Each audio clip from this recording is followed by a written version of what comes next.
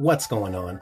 My name's Roman and welcome to Roman Rose Collectible Coliseum. On tonight's episode, we're taking a look at the DC Essentials Knightfall Batman. And I could not be more excited to look at a Batman figure. I absolutely love blue, gray, yellow Batman. And you will see more in a little bit. But for now, let's take a look at this DC Essentials figure. Now, this is a figure that's done in the 7-inch scale, so he's a little bit taller. We will compare him to some other figures here in a second, but let's go ahead and just take a look at the figure overall. Great blue on this. I love the blue that they picked out and used. The cape sculpt is really nice. Aesthetically speaking, this figure looks fantastic. This is a good classic Batman that I like to see, and this is from the Knightfall comics. With the Azrael Batman. So let's take a look at the articulation. From the ground up, there is some articulation here. There's a ball joint here at the ankle. It also rocks all the way around. That can be a little tricky because it only likes to be in set positions. You see how it clicks in? It's kind of hard to get anything in between, and I kind of wish you could set it up in between because either he's leaning too far forwards or he's leaning way too far backwards and he falls down. So that's kind of a challenging point here with him. He does have double jointed knees that work very well. Upper thigh cut, which is something that I think all figures absolutely deserve to have. It just adds to the posability and playability so much, but there we have that upper thigh cut. Here you see the hips. Can't really go too far out without stressing, without stressing the plastic. But the leg does come all the way to 90 forward, so that's pretty good. Moving back, not a lot of movement because the butt is keeping it from moving, so that's about as far back as you go. There is movement at the waist. Not much because the belt is sculpted like an oval, and so when you try to turn it, it stretches the belt out. It stresses it and points like right there, it's stressing, right there, and right there, it's stressing. The next thing I want to look at is this diaphragm joint, which has to be the most stubborn diaphragm joint I have ever messed with. So that is it crunched all the way forward, which doesn't look bad. He definitely looks like he's looking down, but to get this thing to uncrunch is a serious challenge. And I don't know why it's so hard to crunch it. So really, I'm just leaving it in its neutral pose because I think that looks the best, but I can crunch it and that's totally fine. Looking at the hands, they do spin all the way around. They are on a hinge as well. We do not get any option or effect pieces for this guy. There's also no gauntlet cut. No effect pieces, no stand, no Build-A-Figure, no nothing. Double joint elbow, upper thigh swivel, upper bicep swivel. Actually works very nicely, goes all the way around. Taking a look at the arms. They are a little stubborn, but I only get 2 clicks out of this arm going up. So I can only get it that far up. And I think it's because of the way that the shoulder is built. So if we look under here and look at the shoulders are just too big and muscular to have any more upward range than that. But I'm fine with it. The arms don't really sit flush against his sides just because, you know, his chest is so wide, like his back, his lats are so big that his arms don't sit flush against the sides. So kind of interesting, but this is the DC Essentials Knightfall Batman. You should be able to find it at the $25 to $30 price point, depending on what your LCS, your local comic book shop, has it listed for.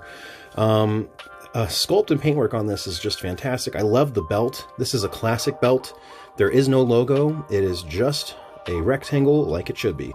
The head articulation is actually really good. It's on, I think, a double ball peg. I'm not sure. But you can move it all the way back. You get Batman looking up and you can kind of see some of that peg gappiness right there. Get him looking that far forward up. And then you can get him looking pretty far forward down. So this, to me, should be the standard DC figure. This should be the measure of a figure for DC. This is a lot of stuff that comes standard with Marvel Legends. And Marvel Legends even goes above and beyond. They give us accessories.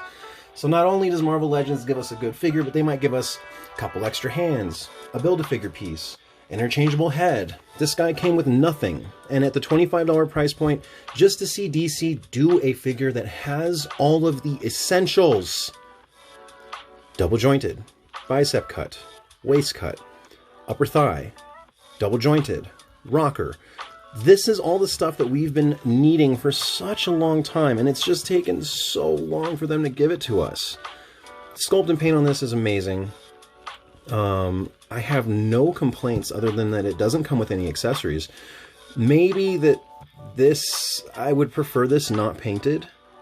You see there's that, you know, the underwear onesie Spanx type deal, but then the top of the leg is colored to kind of like match that a little bit, which is fine, but I don't think they needed that.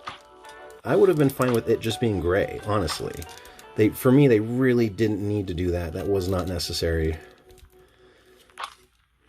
But yeah, I would have liked to have him with like a grappling hook or some open hands. He has 2 fist hands, which is great for fighting because that's what Batman does.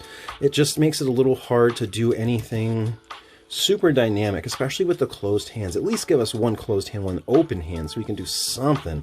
But honestly, just being a blue-gray Batman fan, I absolutely had to have this. When I found out my local comic book shop had it, I raced over there, even though it was a terrible, awful snow day today, and had to make sure that I had this on reserve, even though no one else was coming in looking for it. As soon as I found out this thing existed, which was only this morning, I had to go out and get me one.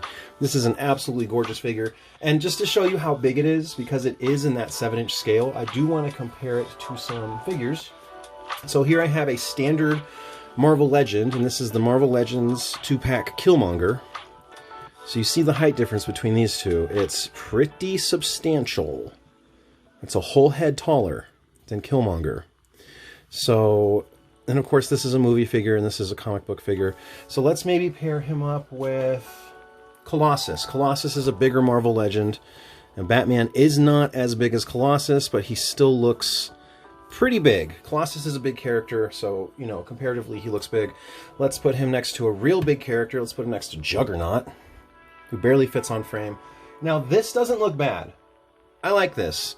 The Juggernaut bats, these could be 2 people facing off, even though I think that that makes Juggernaut a little bit smaller than he's supposed to be. I think Juggernaut's supposed to be just absolutely massive, and so that size break, that might not work for him.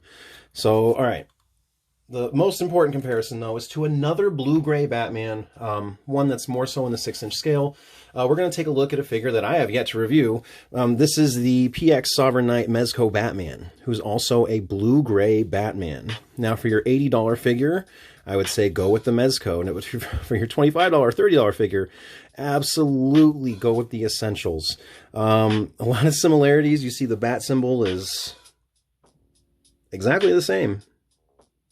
That is the same bat symbol, but they could not be more different in the design and sculpt work. This is a more classic feel, very minimalist Batman, and this is very much the tech man, gadgets, kryptonite knuckles, golden belt, stuff like that. So while I love this modern interpretation, nothing hits home quite like the classic.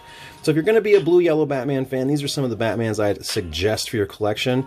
But if you're looking for someone to kind of be your daily driver figure, something that you can take out, play with, not worry about snagging the cloth cape or anything like that, this is a fantastic figure. Doesn't have Mezco type articulation. I think Mezco does a little bit better job, but it better at a higher price point that's 3 to 4 times a price point that's 3 to 4 times higher than this. It better be that much better. But yeah, those are some size comparisons for this figure. I absolutely 100% recommend this figure. I would definitely have to give this a 9 out of 10. Just how solid it feels with all of the correct articulation. Haven't had any issues with it other than the ankles kind of sliding in to specific spots that might not work so well with the posing. It makes me have to pose the knee a little bit more. But this DC Essentials Knightfall Batman number 21 is one of my favorite figures of the year so far. And it's in a scale that I can't put with anything else. So to tease our next episode, let's go ahead and just put him up here next to the Flash. That's also a DC Essentials Flash.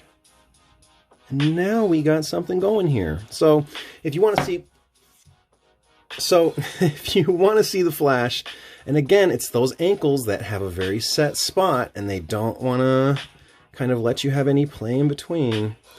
So we took a look at Batman. Next time we will be taking a look at the Flash. I know the Flash is an older figure. Even Batman's been out for a little while, but I might be late to the party, but these are new to me, and I'm really excited by them, and I think you should be too. DC Essentials has a lot to offer in the 7-inch scale.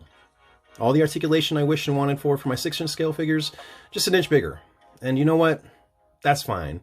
I'm not really mixing collections. I don't think that my DC collections have to match up to my Marvel Legends. They just don't.